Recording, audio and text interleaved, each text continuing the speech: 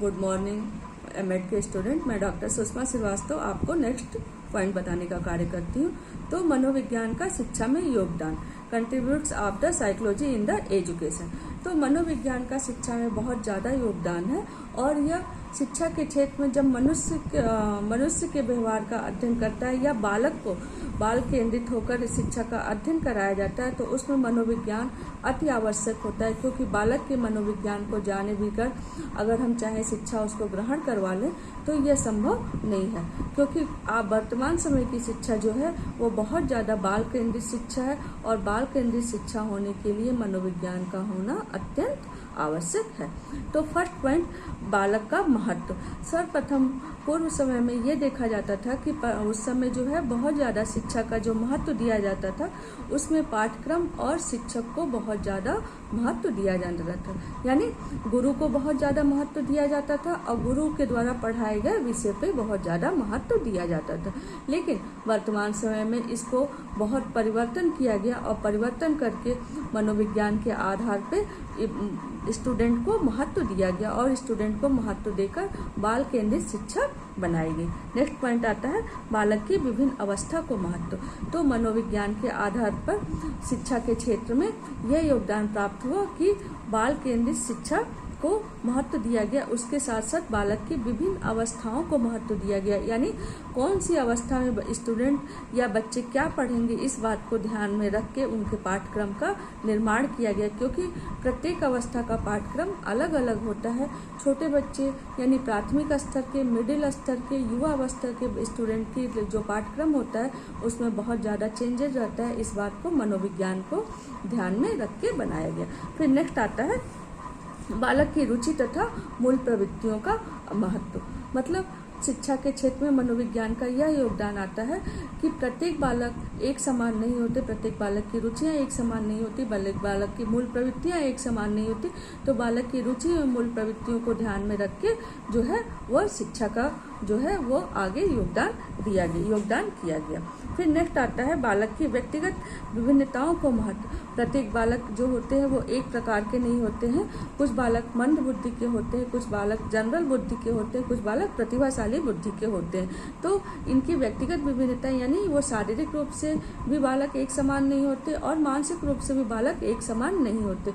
यह मनोविज्ञान के आधार पर ही विद्यार्थियों को समझा जा सकता है। ऐसी परिस्थिति में मनोविज्ञान शिक्षा के क्षेत्र में यह योगदान देता है कि बालक की विभिन्नताओं का अध्ययन जो है वो मनोविज्ञान करता है। फिर नेक्स्ट आता है पाठ्यक्रम में सुधार।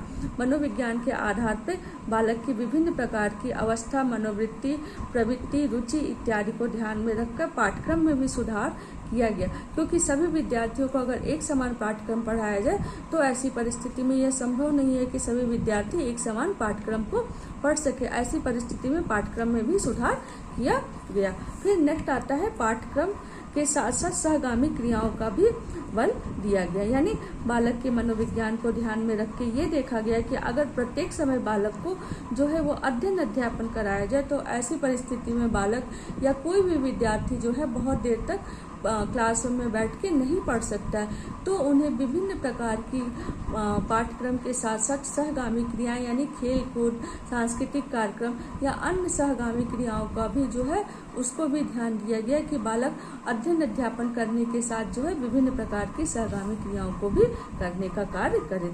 फिर सीखने की प्रक्रिया में उन्नति।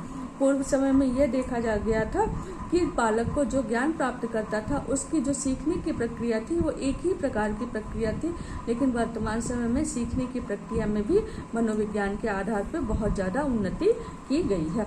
फिर नेक्स्ट आता है शिक्षण विधि में सुधार। शिक्षण विधि में सुधार का तात्पर्य यहाँ यह होता है कि प्रत्येक सब्जेक्ट को या प्रत्येक बालक को अध्ययन कराने के लिए भिन्न भिन्न प्रकार की शिक्षण विधियाँ की आवश्यकता पड़ती है और वर्तमान समय में सब्जेक्ट के आधार पर या विद्यार्थियों के आधार पर शिक्षण विधि में भी सुधार किया गया है।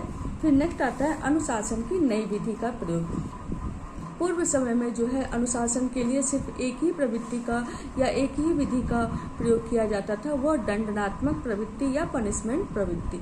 लेकिन वर्तमान समय में ये देखा गया कि बालक को अगर केवल दंड दिया जाए तो उसके आधार पर बालक अध्ययन अध्यापन नहीं कर सकता है, बल्कि बालक को समय समय के अनुसार या आवश्यकता के अनुसार कभी दंड दिया जा सकता है, यानी कभी पनिशमेंट दिया जाए या कभी रेनफोर्समेंट दिया जाए। तो ऐसी परिस्थिति में बालक अध्ययन अध्यापन जो है वो बहुत अच्छे से कर सकता है। फिर नेक्स्ट आता है मूल्यांकन की नई विधि।